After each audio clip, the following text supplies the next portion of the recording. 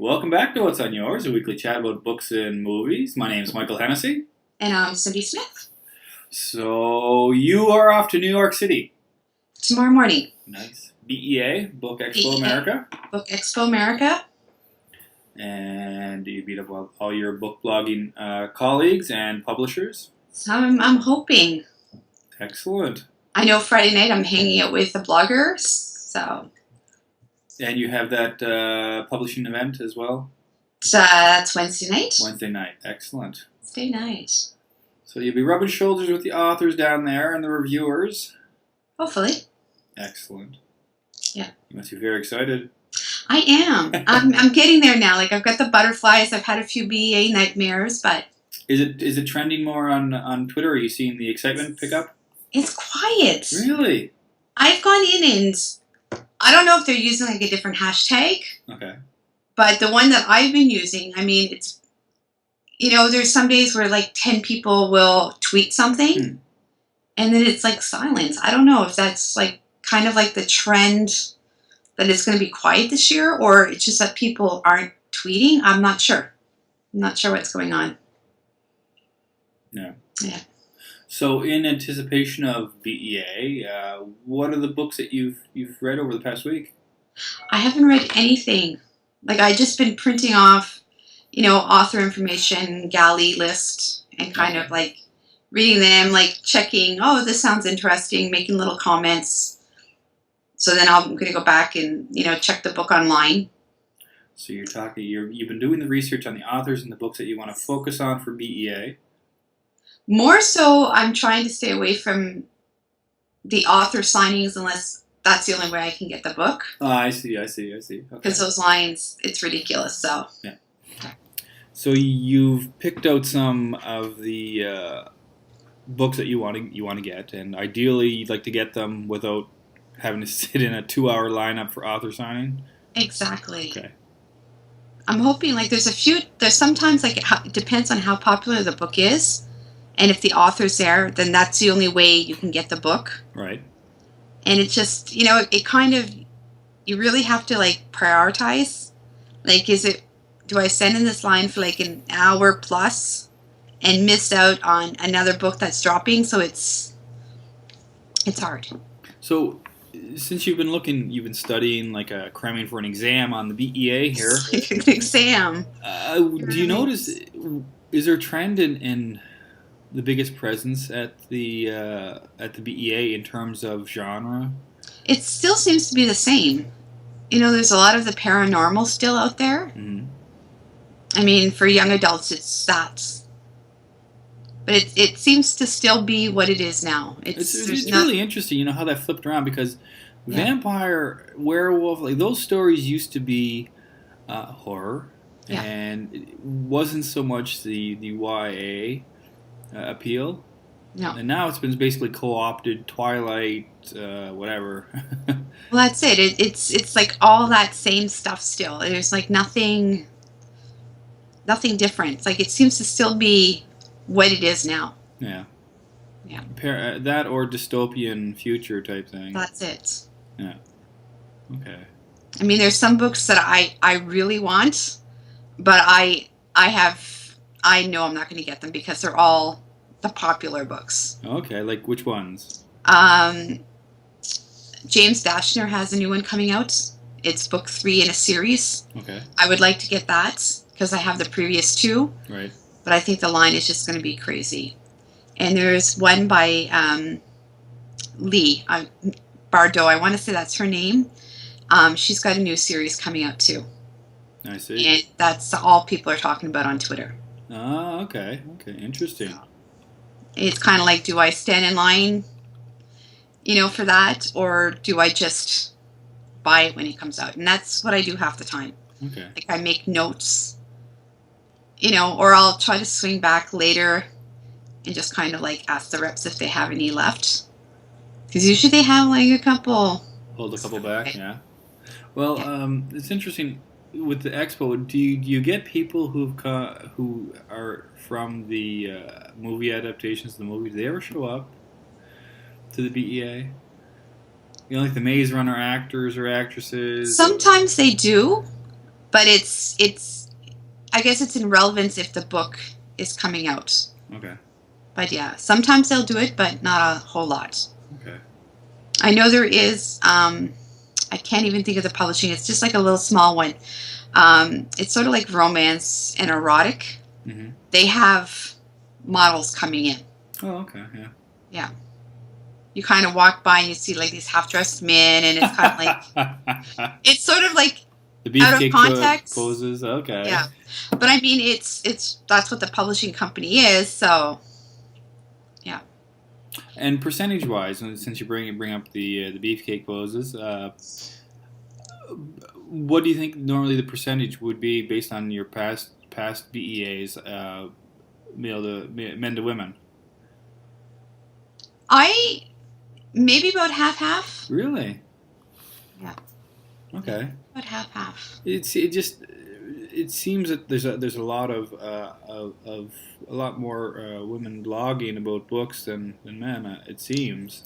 But I've come across a few guy bloggers, but a lot of them are like the booktubers. Okay, booktubers. That's what it's called now.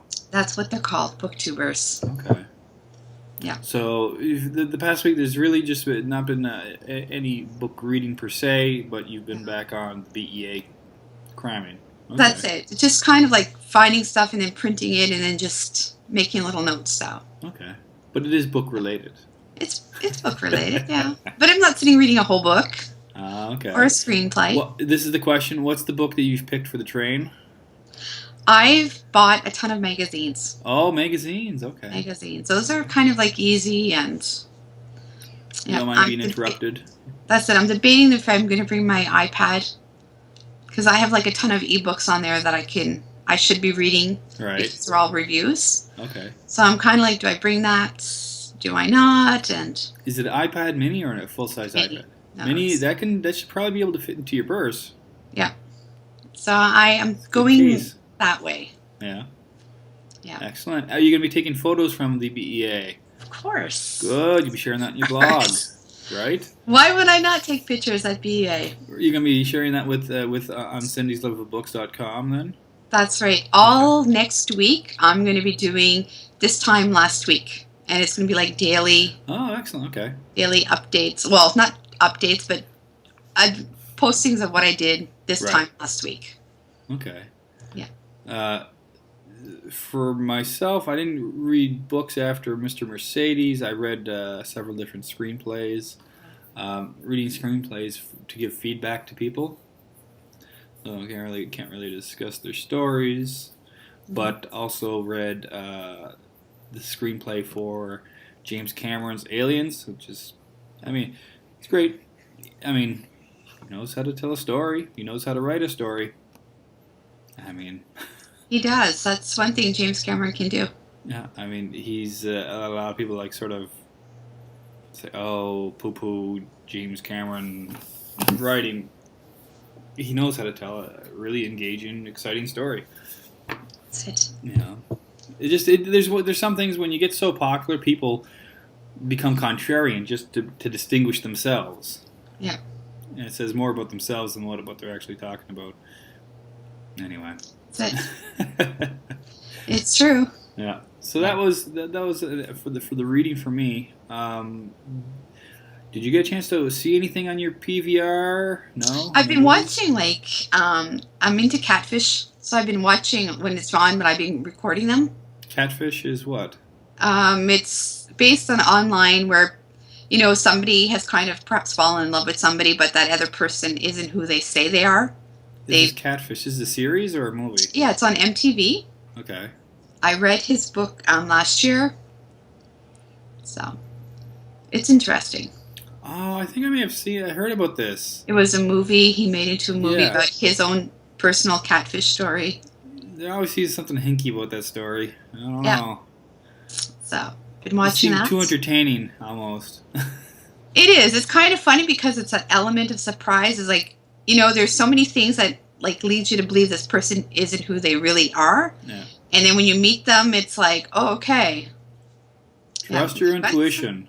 Intuition will put things together that your conscious mind will not make the links to. Exactly. For me, it's kind of like when they're telling the story, it's like the red flags are going off. Yeah, You yeah. know, it's like, hello, like, how can you not see that? Yeah. I Well, mean, and that's the beauty of editing too. yeah, They highlight the things that they draw attention to it through their editing. So, that's it. The way they do it, kind of, okay, catfish. catfish is what I've been watching. Oh, any plans to catch anything down in New York? Probably not. Yeah. Just because, like, being at BEA all day is usually a little bit tiring, so just going to try to keep everything, quiet on Thursday since that's really the only night I'll have. So, Okay. yeah. And you get to catch up with the folks that you meet up down there too. That's it. That's cool. I'm looking forward to spending my evening with my friend Kate. Nice. Okay. Yeah. Nice. I got to watch a couple of different shows. I watched Dark City, and it's been a few years since I've watched Dark City. And Rufus Sewell stars in it. It's directed by Alex Proya, and he's the same guy who did The Crow. Very distinct visual style. You watch Dark City. It was released a year before the Matrix with Keanu Reeves. There are enormous similarities between the two movies, from the shot choices, the style of cinematography, the sets. It was both use some of the same sets from Fox. Some of the similarities in the story. It's just interesting to see that movie again and compare it to Matrix. Matrix is a movie I'm going to be watching again today, later on. It's just since I watched Dark City recently, I'm going to try and make notes, compare the two. Interesting. I'm not saying that Matrix copied Dark City, but there's just the similarities are there that are just really interesting, and where they diverge. And I mean, itself, Dark City itself took inspiration from other movies like Metropolis as well. So it's not like Dark City created this whole thing out of nothing. I mean, it borrowed on other movies that came before it, and other movies borrowed from Dark City as well. So, I mean, like Christopher Nolan as well, when he was thinking about doing the preparation for Inception, Dark City was one of the movies that he looked at. Okay. I don't know if you've seen Inception before. It's an interesting movie. I'm so behind on movies. It's not even. This one's been out on video for a while, so it's a few years out. Take a look at it. It's pretty interesting. I haven't been to a video store in forever. I don't know if there's any video stores anymore. You know what? That's one thing that makes me think. Streaming is wonderful and all, but when you want to find something that's not available to stream, that's it. Seriously, I'm holding on to my most favorite movies on hard copies. Yeah. I don't like relying on Netflix. Oh, this movie's no longer in demand. We're not going to offer it. We're not going to pay to have it offered. I don't like that. That's the one drawback. If you know movies and you want to see a movie that you know about and it's not offered, you're kind of stuck. That's it. That was the one thing about going to a movie theater. You could reserve it or you go get a copy of it. Yeah. Yeah. That's my cranky old man thing, there, right? No, it's true though. Yeah. Yeah. But other than that, I've watched Alien a couple months back. I've got Aliens in the queue to watch. That's always a good one. And another horror movie, Friday the 13th. Kevin Bacon. Kevin Bacon's in that. Still not enough for me to watch it. Poor little young guy. Yeah. Doesn't know what's going to happen to him. Yeah. No. No? No. It is incredibly tame. Those movies compared to what you get away with now in a PG-13 movie. Yeah. Unbelievable. Yeah. Crazy. It is.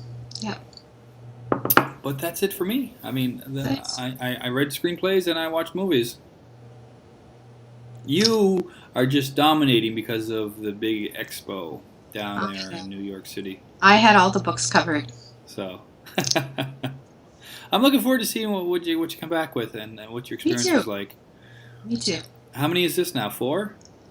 This will be number 4. Number 4 Expo. Number Cool. 4. Excellent. Yeah.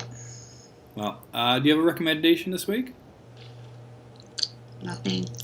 Go to BEA. No, don't go to BEA. You're just rubbing the BEA business. Don't go. Don't go. Well, my pick of the week is I ordered from my Air Miles reward program. I accumulated enough points, and it takes me so long to actually order something. I said, I'm going to order something, and I went on Bose noise canceling headphones. Amazing. Nice. They're just fantastic. It actually takes a AAA battery, and it actively cancels out sound. It's quite amazing. I was sitting here the other night, and the fridge was humming, dishwasher was going, the clock was ticking, tick, tick, tick, tick. Kids were screaming. Well, no, they were asleep at this point. But I put them on. I put them on with the power. I turned the power on, put them on, and it's just like it's like a vacuum. Wow. And I lift them off. Then you can hear the fridge and the stove, the fridge and the dishwasher and the clock again. You put them back on. It's like a vacuum. Amazing. And you can use them with the battery power or without. So if the battery runs out, you can still listen to them as headphones. But you just don't. You wouldn't get the noise canceling part without the battery. Wow. Fantastic. I've wanted those for a while. People who've traveled tell me they're fantastic, especially on an airplane. You just completely drown out the sound of the jet engines. It doesn't. The way it cancels out, it's sort of left a gap for the frequency of talking. So it's muffled, but if someone's talking to you, you can still hear them. Okay. Right? But other frequencies, especially noises that have a constant sound, blocked out. Oh wow! Excellent. Highly recommend. I'm so happy with them. I love them. Yeah. They're right here. Very nice. And for people who can never remember whether it's left or right inside the ears they put left, right. That'd be me. That's neat. I like that. You flip it around when you hear sound come the wrong way. Right. But my recommendation. Perfect. Cool. Well, I think that's it for us. You've got a busy week. I do. I'm looking forward to hearing you next week to find out all the goodies from BEA. Yes, next week will be a nabob morning. Awesome. All right. Well, until next week. Until next week. Have a good week. Have a fantastic trip, and look forward to all the pictures from BEA. There'll be plenty. All right. Plenty. All right, then. Alrighty. All right, bye-bye. Bye.